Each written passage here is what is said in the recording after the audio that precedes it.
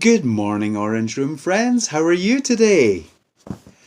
It's Fruit Friday. That's right, which means yesterday was Thursday,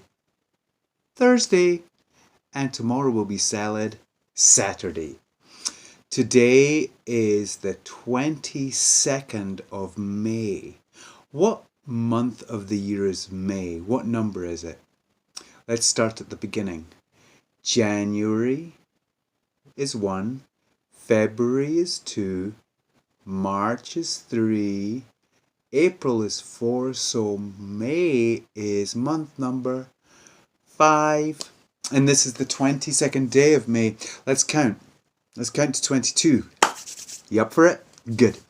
1, 2, 3, 4, 5, 6, 7, 8, 9, 10.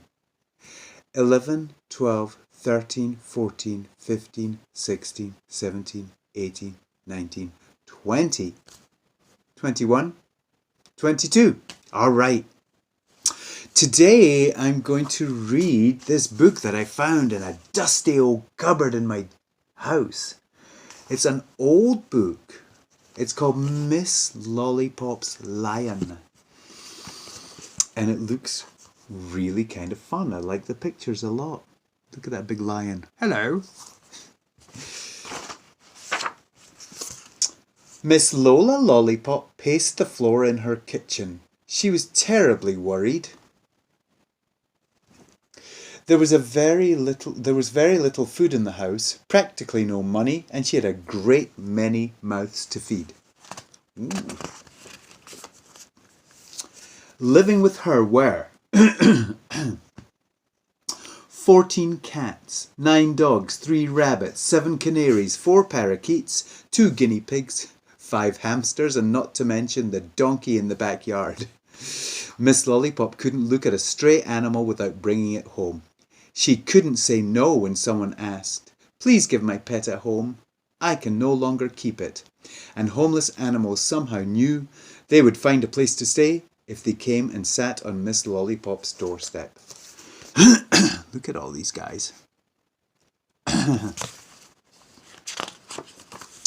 Miss Lollipop sighed a big sigh and began to divide the little food she had amongst her pets. She gave each animal only a spoonful. Even so, there was hardly enough to go round.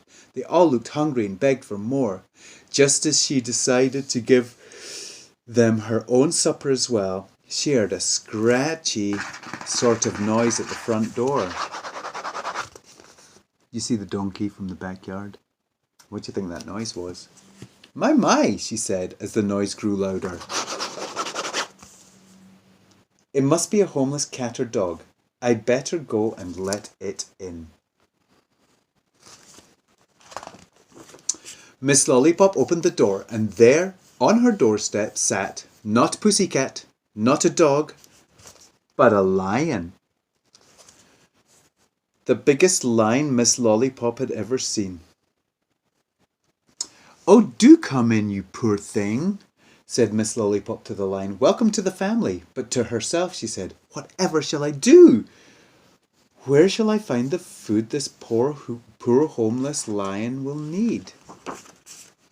The lion padded into the parlour and spied 6 of the cats and 5 of the dogs. She pounced after them, knocking over furniture, vases, and whatever was in the way. Uh-oh. He chased the cat. He chased the dogs. He snarled at the parakeets. He roared at the hamsters. He put his big paw on one of the rabbits and held him fast. He let him go and caught him again, making terrible rumbling noises all the while. Uh-oh. I guess you shouldn't let lions into your house. "You stop this at once," said Miss Lollipop in a very strict voice. "Aren't you ashamed, teasing someone so much smaller than you?" The lion looked very surprised and let the rabbit go. He lay down and did not move, not even when one of the pussycats started playing with the fringe on his tail. You see the cat playing with his tail? "I'll fix you something to eat after you have a bath," said Miss Lollipop. "All pets who come to stay with me must have a bath." That's the rule of the house. She ran the bathwater and fetched the scrubbing brush. Now come along, she said to the lion, but the lion would not budge. He did not look as if he wanted a bath at all. No use arguing with me, said Miss Lollipop. She pushed and pulled and heaved and shoved until she got the lion into the tub. Does the lion look happy? No.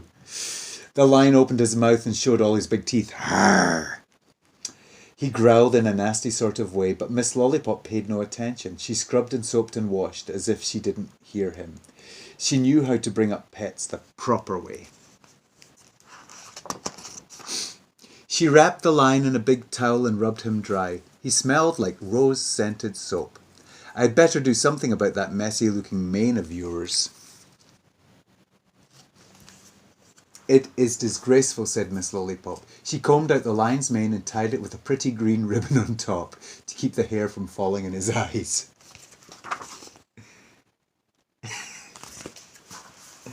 Now you may stay in the parlour and play with the other pets while I fix you something to eat, said Miss Lollipop. She searched the almost empty icebox, but all she could find was her own supper, 2 hamburgers and a little leftover rice. She poured what milk she had left into a saucer and brought the food to the lion on a neat tray.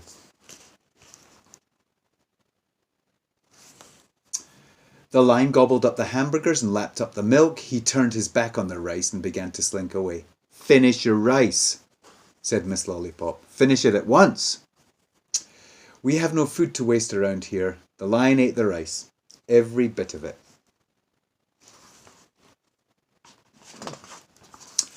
Miss Lollipop sat down in front of the fire. There. See?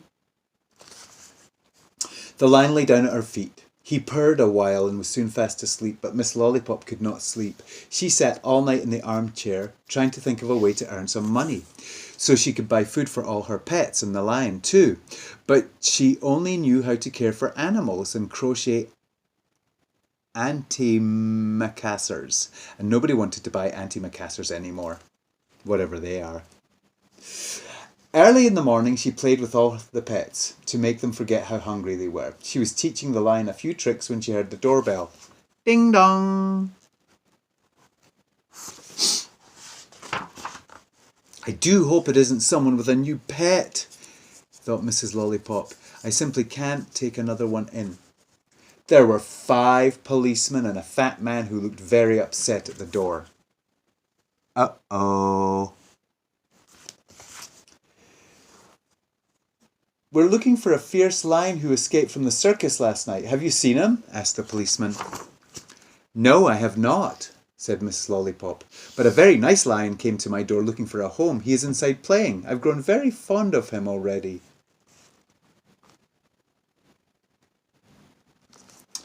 The fat man and the policeman rushed into Miss Lollipop's house. The lion stood in the parlour door. He began to roar. Quiet, said Miss Lollipop. I can't hear my own voice. The lion sat down among the pussycats. He didn't roar. He didn't snarl. Not even a little bit.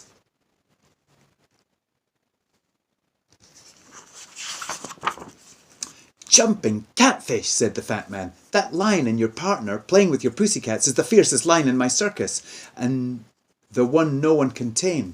You wouldn't by any chance like a job as a lion tamer? I would pay you a lot of money.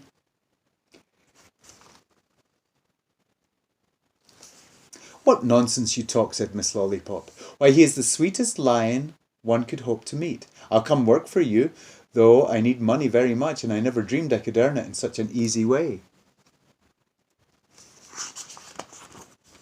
Miss Lollipop became the most famous lion tamer ever. She never again had to worry about money or how to feed her 14 cats, 9 dogs, 3 rabbits, 7 canaries, 4 parakeets, 2 guinea pigs, 5 hamsters, the donkey in the backyard, and the 27 new pets who found their way to her doorstep. And sometimes the lions came home to spend the weekend with her, because the lions loved Mrs. Lollipop and Miss Lollipop loved the lions. That was a great story. Thank you for listening, and I'll see you later. Bye. Have a great day.